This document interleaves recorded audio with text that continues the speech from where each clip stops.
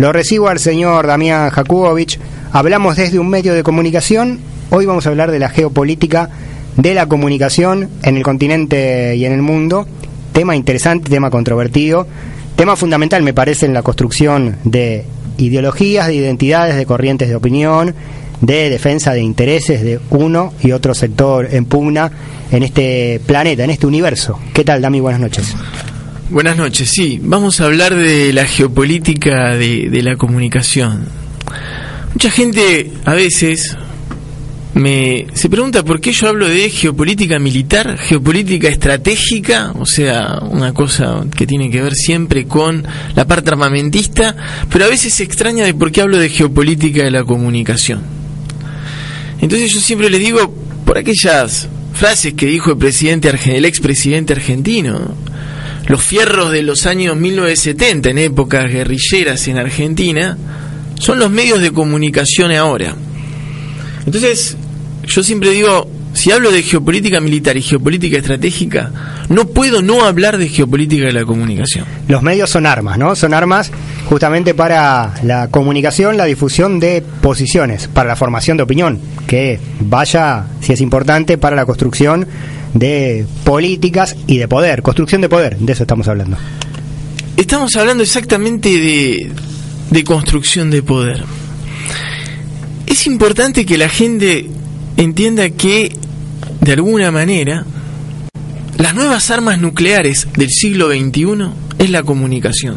¿Sí? Estamos en un periodo como de transición, según algunos analistas, porque el nuclear, finalmente, el gran problema que tiene es que no se puede utilizar.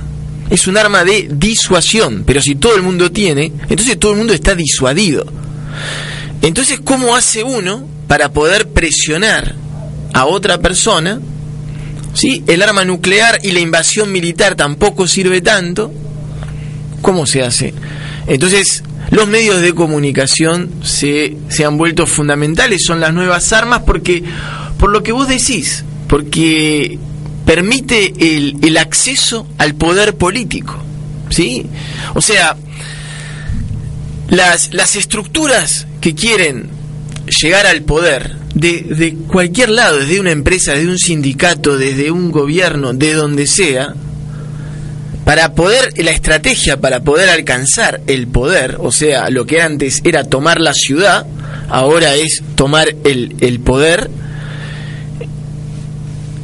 Los medios de comunicación son casi la mitad, algunos dicen el 75%, lo es todo. Porque es importante entender que a nivel de geopolítica de comunicación, y la gran discusión que tienen los geopolitólogos de comunicación es, la comunicación siempre fue un arma y no nos dimos cuenta, pero ponele desde tiempos del cristianismo, cómo el cristianismo logra difundirse porque es traducido al griego primeramente. Entonces, o realmente se han convertido ahora en esta era globalizada en las nuevas armas nucleares. Claro, la Biblia puede ser el primer multimedio, ¿no? Sí. Y si a alguno le interesa el tema de las religiones, el tema de la comunicación juega un rol importante. Pero entonces volvemos al tema este. Si vos querés armar una campaña política, lo primero que tenés que tener es plata. ¿Pero plata para qué? Antes era para comprar armas, ahora es para comprar espacios en medios de comunicación. Y esto es muy importante también, de que esto es válido para todas las etiquetas. Yo lo llamo etiqueta, izquierda, derecha, progre, lo que sea. Cualquiera que quiera acceder al poder por tener buenas ideas y filantrópicas ideas, no le alcanza si no tiene los medios de comunicación para poder publicarlo, para poder difundirlo. Por ejemplo, y esto también pone esta nueva era en materia de geopolítica de la comunicación, plantea un nuevo paradigma que es muy interesante, que es, antes decíamos, un acto vale más que 1000 palabras. Y se creía realmente que un acto era mejor que 1000 palabras. Ahora parece que esos paradigmas han cambiado, porque tal vez sea mejor, pero si nadie se entera, no forma parte de la realidad. Sí, además, bueno, ese hecho, ese acto, esa acción, una acción de gobierno, supóngase, vale más que 1000 palabras. Ahora también depende cómo te la cuenten esa acción, cuál sea el filtro que te comunica esa acción, que puede ser positiva y ser transformada en negativa por el tapiz de los medios de comunicación que la tratan, o al revés, puede ser algo muy negativo, como por ejemplo un crédito del Fondo Monetario Internacional usurero, que te lo pintan como la panacea de la salvación de la patria, como nos pasó en América Latina años atrás, ¿no? Es válido para todos. Cuando se enfrentan dos estructuras, y vuelvo a repetir, no voy a hablar en términos ni de bueno ni de malo porque son puntos de vista, finalmente, pero cuando se enfrentan dos estructuras, ¿cuál es el botín? ¿Por qué están peleando? Por contar el relato, ¿sí? Porque la gente crea su relato. Por eso están peleando. Y aquel que consigue crear el relato en el imaginario de la mayor cantidad de ciudadanos es aquel que tiene el poder. Entonces, la posesión del relato se ha vuelto como fundamentales. Entonces, estamos frente a nuevos paradigmas, y América Latina, dentro de estos nuevos paradigmas, porque esto que acabo de decir es global, no es solamente para América, en todos lados es lo mismo. El gobierno chino también tiene sus estrategias de comunicación, el gobierno ruso, todo es cuestión comunicacional. Los nuevos golpes de estado soft, que llaman algunos, son comunicacionales, que es lo que ha pasado en Ucrania, en Georgia, ahí donde está el verdadero poder. Y en Argentina, cualquier estructura que quiere llegar al poder sabe que necesita los medios. Después hablaremos de los precursores de esta visión. Pero entonces saben que tienen que acceder a los medios. Entonces los distintos países, y ahí sí le damos un enfoque regional, elaboran sus distintas estrategias. La mayoría, entonces habría como dos posibilidades: o le decís a alguien que te los haga, o los hacés vos mismo, o le decís a alguien que los hace que te incluya positivamente en esa construcción del relato. ¿Estamos de acuerdo? Uh-huh.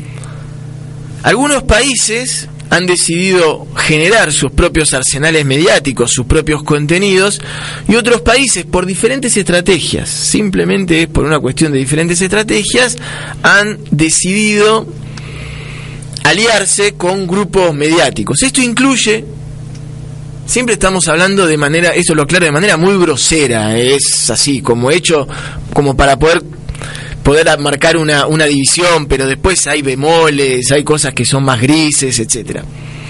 Entonces, entre los países que eligieron construir su propio relato, escuche cuáles son, que es muy interesante: Argentina, Ecuador, Venezuela, Bolivia, Nicaragua, Uruguay, ahora lo voy a sorprender, y Panamá. Ay, yo sabía que ese le iba a perturbar. Mire, no me diga que el expresidente Martinelli se compró un par de medios de comunicación. Están en la estrategia de la generación de contenidos propios. Y otros países como México, Chile, Colombia, Perú, Paraguay, los países centroamericanos, y ahí le agrego también el que lo va a perturbar, y Brasil, grosero modo estoy hablando, han elegido las alianzas estratégicas. La situación de Brasil es una situación particular, porque no genera tanto sus propios contenidos, pero está en una situación bastante comprometida. Los demás países que han decidido sus alianzas estratégicas, ¿sí?, lo que se puede observar, vuelvo a avisar que hablo con grises, ¿sí?, es que el debate ciudadano acerca de los poderes comunicacionales no está tan presente como en aquellos países que, generando sus propios contenidos, se han metido contra y han osado meterse contra grupos comunicacionales importantes, en donde el debate sobre el poder de la comunicación es más profundo. Uh-huh. Brasil es un caso aparte. Los otros casos son alianzas estratégicas con los grandes multimedios. En estos momentos esto incluye a Bachelet. Entonces, por eso digo, no digamos, bueno, los que hacen alianzas con los estratégicas son los malos. No. Está claro. Bueno, el propio Néstor Kirchner, en el inicio de su gobierno, mantuvo una alianza estratégica con la corporación del Grupo Clarín, ¿no?, durante la primera época de su gobierno, hasta que encontró poder propio suficiente para empezar a confrontar ese esquema. Si hubiésemos descrito al kirchnerismo en el 2004 y hubiésemos hecho esta misma lectura, efectivamente el gobierno argentino estaba en esa estrategia, cual no habla ni bien ni mal, es una estrategia. Uh-huh. Entonces, lo que estábamos diciendo es que el debate comunicacional no estaba tan presente en el ciudadano. Entonces, lo que uno puede observar, y esto sí es válido para todos los países, hayan elegido la estrategia que hayan elegido, es que todavía faltan políticas comunicacionales que ayuden al ciudadano a poder tener una conciencia comunicacional propia, a discernir lo que me viene de un lado y que me habla obligatoriamente bien de eso de donde viene y de la misma manera, y que el ciudadano pueda hacer su propia lectura de la realidad.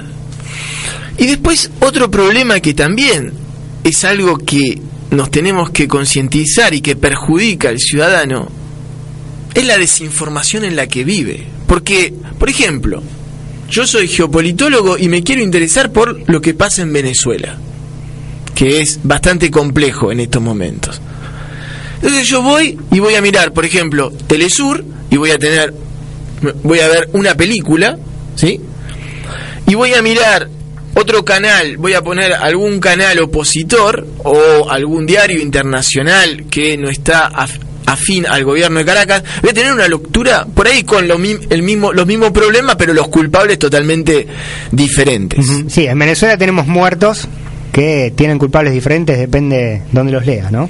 Hasta ese extremo. Y eso le pasa al ciudadano que cuando quiere despertar comunicacionalmente, ¿sí?, se da cuenta que finalmente no tiene muchas herramientas en dónde ir a buscar la realidad, porque ningún medio te transmite la realidad. La realidad se justamente, y esto es lo que hay que enseñarle como política comunicacional, y eso es lo que tenemos que aprender todos, entre los cuales yo me incluyo, por supuesto, es aprender que la realidad está compuesta de las distintas realidades que vos vas buscando. Eso es una cosa muy importante. Y otra cosa muy importante a nivel de geopolítica de la comunicación, que es otra cosa que también, en este caso, todos los países de la región a nivel de políticas comunicacionales de discurso del odio están muy, muy verde todavía. Discurso del odio, voy a decirlo como se conoce, que es en inglés, que es hate speech, el discurso del odio.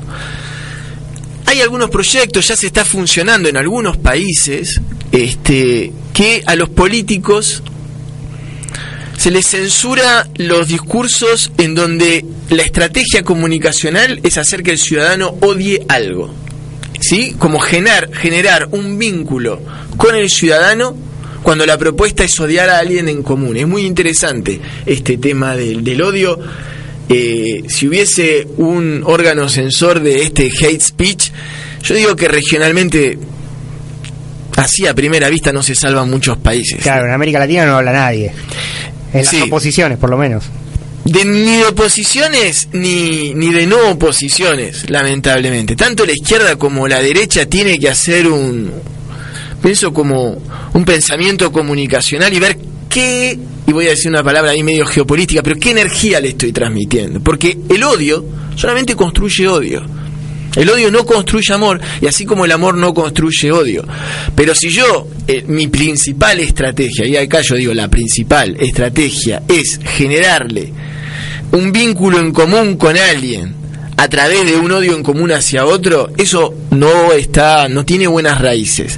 Eso es una de las cosas importantes. El tema de la comunicación se ha vuelto tan importante, y que dijimos, bueno, entonces la comunicación, no sé si reemplaza, pero complemente la geopolítica militar. Pero miren las paradojas de este nuevo siglo, es que las Islas Malvinas, la estrategia gubernamental ahora, está mucho más orientado hacia lo comunicacional que hacia lo bélico. A nivel de ha habido, y esto el gobierno argentino en esto sí hay que reconocerlo, a nivel de Malvinas yo creo que hay pocas dudas de de lo correcto que ha sido el cambio de enfoque que le ha dado el tema. Sí, ha sido algo muy interesante y la jugada ha dado sus frutos. Pero si hablamos de comunicación y hablamos de Malvinas, porque estamos hablando de región, ¿sí?, el gobierno de los Kirchner ha logrado que las Malvinas sean un dolor de cabeza para Inglaterra, que cada vez que Inglaterra vaya a un foro internacional, está bien, saltará alguien que diga, bueno, un foro, bueno, y los ingleses, ¿qué hacen con los foros?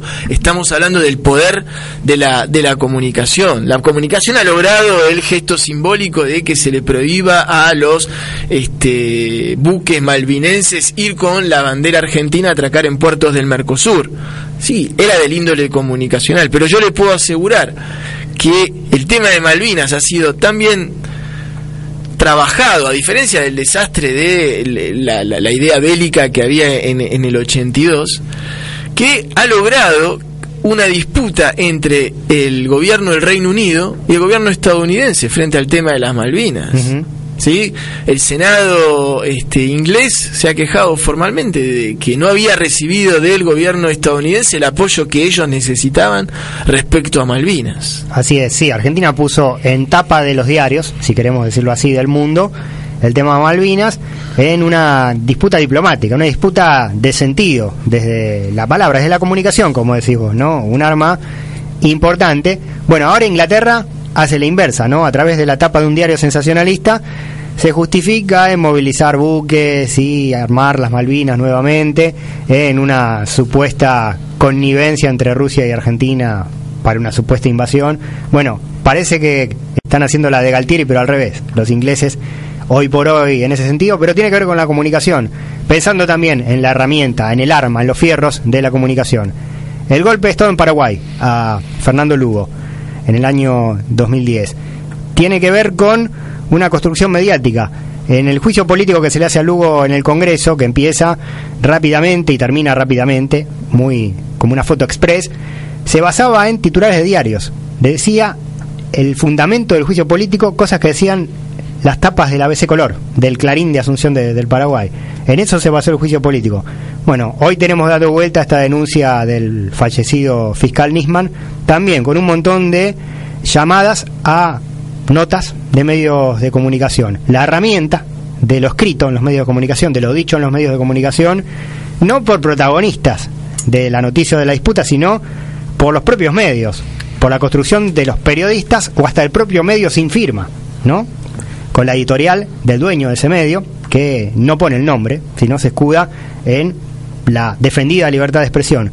Bueno, esas herramientas van construyendo también herramientas políticas y de sentido hacia, por ejemplo, la destitución de un gobierno como el de Lugo. Bueno, le pasó a Zelaya en Honduras, hay un montón de ejemplos. Nombrabas Ucrania también, saliendo de la región. Sí, y por ejemplo, para mostrar que esto realmente es global y afecta a todas las ideologías, todos los países, todas las gamas de colores, ¿sí? En Rusia, por ejemplo, es muy difícil que un ciudadano ruso pueda escuchar algo en contra del gobierno de Putin. No lo digo ni como algo bueno ni como algo malo, lo describo. Después uno podrá entender razones, no razones, eso después, pero es muy difícil. Si es de los países, es como chino, el tema, como China, perdón, en China la comunicación está cerrada. En China hay contenidos que vos no podés ver y la comunicación está controlada. Y este mismo nuclear que ahora decimos, bueno, lo puede utilizar la derecha, la izquierda, las etiquetas que uno quiera, las utilizan todos y las utilizan los terroristas. Si uno habla de Daesh, del Estado Islámico, de la guerrilla sunita islámica,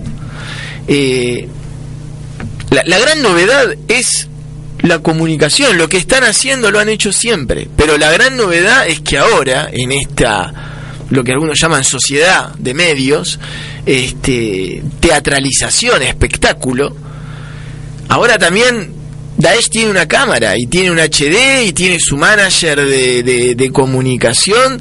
Y entonces la pregunta es, ¿el Estado Islámico es ¿Está haciendo más que lo que hizo Al Qaeda o simplemente lo está reproduciendo comunicacionalmente más?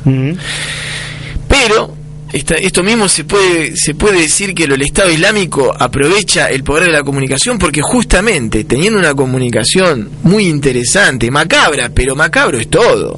Macabros son los videojuegos, no hay mucha diferencia entre lo que muestra Daesh y lo que se le compran a los chicos, a algunos padres, para que le anden disparando a todo el mundo. Sí, Hollywood, ¿no? El cine de Hollywood como bombardeo cultural, también como herramienta, como fierro comunicacional, nos ha puesto en un lugar de sociedades muy lejano al que queremos. Bueno, es verdad, ¿no? Estado Islámico lo hace en la vida real y lo televisa. Bueno, Estados Unidos también lo hace en la vida real, pero lo televisa contándolo como algo lindo, algo bueno y algo que defiende la libertad. Exactamente, y el Estado Islámico tiene muchos seguidores, porque es muy difundido. ¿Y en qué lo beneficia eso, concretamente? Aparte de verse beneficiado porque tiene tomado puntos geopolíticos de petróleo muy importante, pero consigue mucho reclutamiento.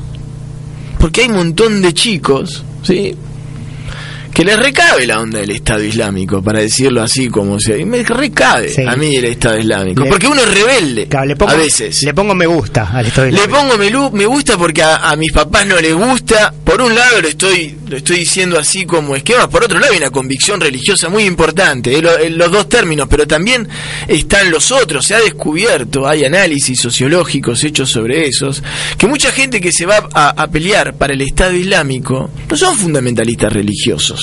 No tienen una presencia que se los detectaba en las mosqueas, ahí lo que serían los lugares donde se concentran los musulmanes para rezar. No es que uno lo veía todos los días al fundamentalista religioso. No, por ahí nunca había una moskea en su vida, pero se fue con el Estado Islámico. Entonces, la comunicación ha llegado y es también algo que el Estado Islámico ha entendido muy, muy, muy bien. Entonces, y esto es lo que queríamos ahora como la perla, como el cierre, era bueno, y esto en América Latina, porque ahora lo que está diciendo Dami lo sabe todo el mundo, sí, ya lo sé, no hay dudas, pero hay gente en América Latina, al menos que se ha hecho conocer, que ha sido visionaria en ese sentido. Y si uno tiene que hacer un poco, nombrar a dos personas que han sido los primeros que la entendieron, los primeros que entendieron cómo venía la milanesa, ¿sí?, han sido, primero tenemos que hablar del subcomandante Marcos, sí. ¿Sí? Y esto no lo digo por un tinte izquierdista, digo simplemente él ha revolucionado la comunicación de esa etiqueta que se decía izquierda. Era una persona que ha cambiado, que ha entendido de que ciertas palabras pertenecían a un viejo siglo y que ahora la gente necesitaba escuchar esas mismas ideas que no habían muerto para el subcomandante Marcos, pero con otras palabras que entre mejor, ¿sí? Y es el primero que ha aprendido también a entender esto de la comunitarización de Internet. Él ha sido el primer guerrillero digital, de alguna manera. Entonces, es alguien que realmente de comunicación entendió mucho a nivel contenido, cómo transmitirlo y cómo difundirlo. Y después, esto también, el otro gran visionario de la comunicación, usted ya sabe a quién le voy a nombrar. A ver. Le voy a nombrar yo sé que a usted le va a gustar, le voy a nombrar al expresidente de Venezuela, a Hugo Chávez. Uh-huh.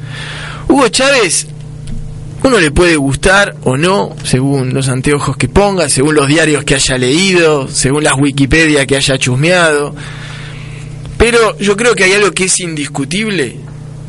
Es que Hugo Chávez era un genio de la comunicación, ¿sí? A mí me ha dejado así. La primera vez que yo escuché a Hugo Chávez, le diría a principios del año 2000, cuando hablaba de la creación de Telesur, ¿sí?, que eso es un gran logro que ha impulsado Chávez, que es la creación de Telesur. Digamos, la competencia de la CNN en español es Telesur. Ustedes cuentan lo que ustedes quieren, nosotros contamos lo que nosotros queremos. Listo. Y él dijo cuando se creó cuando se crea Telesur, Yo me acuerdo que yo siempre leía así cosas sobre Venezuela y de repente leo para desalambrar los latifundios mediáticos. Y dije, una de las frases del comandante. Me explotó el cerebro. Sería porque me di cuenta que había un latifundio que no me había dado cuenta que existía. Y después es el que les contó, se supone, a los demás presidentes que eran amigos de él, muchachos, les voy a decir cómo es la onda. Ustedes son muy lindos, tienen muy lindas ideas, pero yo les voy a decir, si ustedes se quieren mantener, hay algo que tienen que saber. Y transmitió su experiencia comunicacional. Recordemos que Hugo Chávez hace el programa Lo Presidente. Ya lo habían hecho algunos presidentes de hablar por radio, pero en América Latina el primero que hace un programa de televisión, así como estaban los programas, no voy a decir, porque sé que nos escuchan otros países que no es Argentina, entonces digo programas argentinos, no estaba bueno, pero el Chavo, ponele los domingos, que eso es bastante regional, él dijo, también voy a estar yo, porque es una oportunidad que yo tengo para compartir con la gente. Y yo creo que la última genialidad de Hugo Chávez ha sido el crear guerrillas comunicacionales estatales. Hasta ahí, hasta ese punto de claridad tenía. Después repito, uno puede estar a favor o no a favor, pero tener la idea de hacer guerrillas comunicacionales estatales para hacer la resistencia o la guerra mediática en la calle y aprovechar el Estado para el bien del Estado, es una cosa que es muy interesante. Ahora lo volvemos a repetir. Esto han sido los visionarios, y no es casualidad que cuando hablamos de los contenidos propios, dijimos casi la mayoría de los países han sido aliados de Venezuela. Entonces uno entiende cuando uno dice ¿por qué Chávez ha sido tan importante para la región? Más allá de que a uno le guste o no le guste, porque ha sido uno de los primeros políticos latinoamericanos que se ha dado cuenta que había cambiado el siglo XX y estábamos en el siglo XXI, y que si las paradojas cambiaban, si algo no cambiaba, es que algo no había entendido. Uh-huh. Sí, Chávez es quizás el primero en derrotar a esas corporaciones mediáticas. Bueno, vos decías, con el armado de un sistema estatal y paraestatal de medios, y también con el pueblo, no en los medios, las radios comunitarias de los barrios de Caracas, Chávez le ganó 20 elecciones a los Clarín, La Nación, TN, Canal 13, Grupo Vila Manzano de Venezuela, a todos esos emporios. Sí, que para la gente que no es de acá le explicamos que son multimedios argentinos. Multimedios concentrados. Le ganó al Universal, a RCTV, a todos esos canales que fueron también parte del golpe, canales y diarios de golpe de 2002. Le ganó con las radios comunitarias de los barrios, ¿no? Radios de pequeño alcance a las que Chávez les dio los fierros. Antenas de 80 metros, 8 dipolos, equipos de 20 kilos para transmitir a toda su comunidad, y desde el barrio, la misma gente del barrio, militante, hablando en las radios y generando otro sentido, saliendo a combatir el discurso de los medios concentrados desde la calle. Lo que dijiste es fundamental. Es fundamental lo que dijiste porque es muy importante. Hugo Chávez logró derrotar a los multimedios, ¿sí? Antes de Hugo Chávez, y esto es importante que la gente entienda, no es que Hugo Chávez se dio cuenta de que los multimedios eran los más poderosos, ¿sí? Si vamos a la Argentina, ¿sí? El presidente Raúl Alfonsín también se había dado cuenta que los medios le estaban construyendo su realidad. Pero una cosa es darte cuenta y decir, no puedo hacer nada porque ellos construyen el relato. Y Chávez ha sido el primero que dijo no, ese relato se puede disputar, porque él era un militar. Vuelvo a repetir, empezamos hablando de geopolítica militar, estamos hablando de geopolítica de comunicación hace media hora, y volvemos a decir que uno de los más grandes genios que ha tenido la comunicación ha sido un militar. No es casual esto, ¿sí? Geopolítica militar y geopolítica comunicacional tienen que ir de la mano. Sí, Chávez abrió el mapa de Venezuela y en vez de pensar en tropas en trincheras, pensó en antenas para combatir con la palabra las posiciones dominantes que tenía el enemigo. Lo juntó a todos sus amigos, pongan los que quieran, ¿a quién quiere poner en esa mesa? Juntó a sus amigos y dijo, le voy a mostrar cuáles son las bases. Y todos esperaban ver las bases de Estados Unidos, y ya las conocemos, ¿qué te crees? No, muchacho, y le mostró los distintos multimedios que había en América Latina, ¿sí? En la última cena, hizo eso y le mostró cuáles eran las nuevas bases, ¿sí? Le mostró el cambio de siglo. Es algo que ha entendido y que también también hay que darle otro premio a un visionario comunicacional. O sea, todo esto se venía descubriendo, pero el que la aprovechó todo, Internet, las redes sociales, para conquistar el mayor poder político, ha sido Barack Obama, ¿sí? Él, gracias a las redes sociales y a Internet y a ser el primer presidente digital, logró recaudar solamente con las redes sociales más de lo que se había recaudado en toda la historia de los partidos políticos. Es también un gran visionario. Después uno puede decir si está de acuerdo o no, pero si uno habla de América Latina, ¿sí? Volvemos a decirlo, es Hugo Chávez sin duda uno de los grandes estrategas que ha tenido la nueva era. Una batalla que todavía se está dando en el continente, que tiene que ver con la disputa de sentido, que tiene que ver con la construcción, bueno, de este relato, de este discurso, de este consenso de que hablaba Damián, que obviamente se juega en los medios de comunicación. No se olvide igual de Mariano Moreno, ¿no? Y la Gaceta de Buenos Aires, el Diario de la Revolución, el primer diario del sur, que era un diario partidario, era un diario completamente sesgado, completamente ideologizado, completamente volcado a un lado de la disputa, y es reconocido incluso por los que hoy hablan de la supuesta independencia de los medios como fundacional, ¿no? Una contradicción, pero no se me olvide de don Mariano. No, y más que nunca ahora pueden decir después de esta charla que están en un búnker. Si la comunicación tiene que ver con el armamento, ustedes están en un búnker ahí. Totalmente. Damián Jakubowicz en Al Carajo, aquí en AM 530.